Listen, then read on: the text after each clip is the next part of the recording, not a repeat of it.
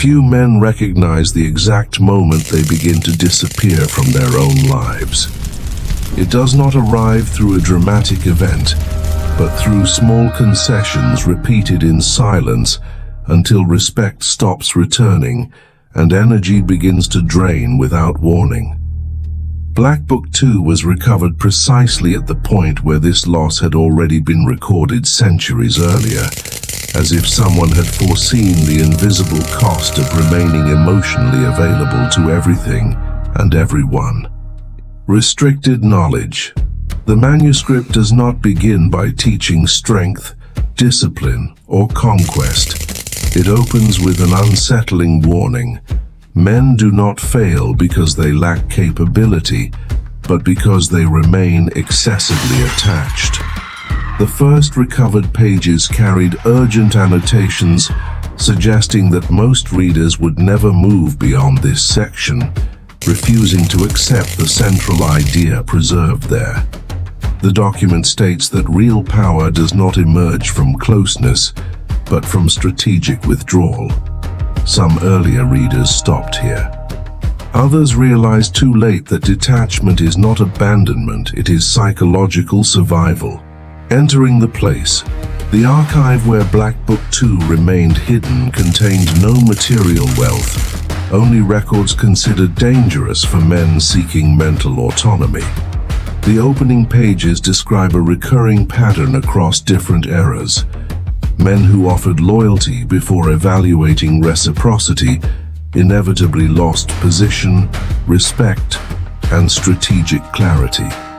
A partially damaged passage states that the first mistake is not trust itself, but emotional investment made before observing silent signals of imbalance. The manuscript continues by explaining that attachment creates an invisible dependency, transforming rational decisions into emotional reactions. A man begins negotiating his own dignity to preserve relationships, environments, or expectations that no longer respect him. The text records that this internal negotiation happens gradually, without confrontation, until identity adapts to the absence of recognition. The loss is not external. It occurs within the perception of value itself. A marginal annotation reveals that the original authors considered detachment the first ritual of returning to control. It is not coldness, but psychological repositioning. By withdrawing emotional investment from what shows no reciprocity, a man recovers something rarely discussed: mental time. The manuscript insists that mental time is the true strategic territory. Few men reach this realization because admitting excessive attachment requires confronting past decisions. The text observes that many prefer exhaustion over acknowledging they invested in the wrong place. Those who continue reading begin to understand that detachment is not the end of human connection, but the beginning of conscious selection. Hidden doctrine. In the central pages, Blackbook II introduces what it calls the doctrine of calculated distance. The document states that respect rarely grows where availability is constant.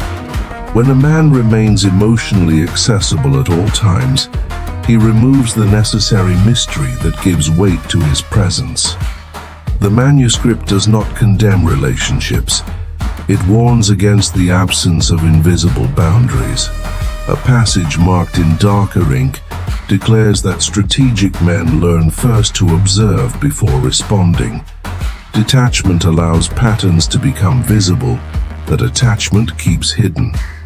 Small signs of disrespect, inconsistency, or one-sided interest emerge clearly once the need for approval disappears. The mind stops reacting and begins evaluating. The text insists that the world silently tests those who have not established internal borders. Excessive attachment communicates emotional urgency, and emotional urgency weakens authority.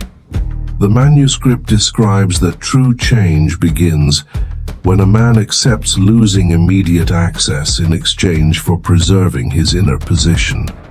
This moment is described as the first strategic awakening. A nearly erased fragment clarifies that many confuse detachment with isolation, yet the document corrects this misunderstanding. Detachment does not remove connection, it removes dependency. The difference is subtle but decisive.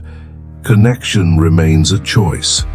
Dependency transforms choice into necessity, and necessity always weakens power. Strategic awakening. As the reading progresses, Blackbook II abandons explanation and begins recording observed consequences across generations. Men who applied the principle of detachment began recovering respect without demanding recognition. The text suggests that the world reacts differently when it senses the absence of emotional neediness. Presence becomes heavier, quieter, and more difficult to ignore. The manuscript describes a gradual internal transformation. A man stops reacting immediately, stops justifying decisions, and stops pursuing constant validation. Silence becomes a natural filter. People, opportunities, and conflicts begin reorganizing themselves around this new posture. The document claims that detachment restructures environments without direct confrontation. A side note indicates that the greatest fear at this stage is the initial feeling of emptiness. The text acknowledges that removing old emotional investments creates unfamiliar internal space. Many return to previous patterns simply to escape this silence. Those who remain cross what the manuscript calls the psychological recalibration zone. It is here that the true strategic awakening occurs. A man realizes he never lacked value, he merely distributed it without discernment. Detachment exposes where energy had been wasted. Once that energy is reclaimed, something changes in the way he thinks, observes, and decides. The external world remains the same, but his position within it changes permanently. Silent power law.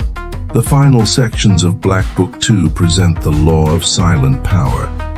The document states that true authority does not arise from controlling others, but from no longer needing to control them. Detachment ends in visible negotiations that consume attention and emotional stability. When necessity disappears, posture changes without visible effort. The manuscript declares that rare men understand presence is built through selective absence. Not every conversation requires response. Not every provocation deserves reaction. Not every opportunity should be accepted. Detachment functions as a filtering mechanism, preserving energy for decisions that shape destiny and legacy. A concluding passage reinforces that respect cannot be requested. It emerges when a man demonstrates consistent emotional independence. The world quickly learns to treat differently the one who no longer competes for approval. Silence stops being interpreted as emptiness and begins to be recognized as strength. Blackbook II closes this section by stating that detachment does not turn a man into someone distant, but into someone centered. He remains present, but not available to everything. Loyal but no longer naive. Open yet never dependent. Within this balance, silent power establishes itself. Mirror revelation. The final recovered pages appeared partially sealed, as if the author himself hesitated to allow complete access. The last revelation offers no technique, only recognition. The manuscript states that the knowledge was never hidden from the world. It has always been visible through observable consequences. Men who never learned detachment remain trapped in repetitive cycles of frustration and emotional exhaustion. Those who understood the silent law began walking differently, not because the world changed, but because they stopped begging for belonging. Blackbook II suggests that true personal authority begins the moment a man accepts losing access in order to preserve identity. The manuscript's final mirror does not point toward other men. It turns toward the reader. The unspoken question is not whether the world deserves your energy, but whether you are still willing to give it away without strategy. Initiation Protocol. The archive was sealed again after the remaining pages were translated, yet one final annotation remained visible before closure. It stated that few men continue beyond this volume because detachment marks the end of the former identity. The Black Book remains unfinished, waiting for those capable of continuing the reading without returning to what has already been understood. Access has been granted. The decision now belongs only to those who recognize the silent call.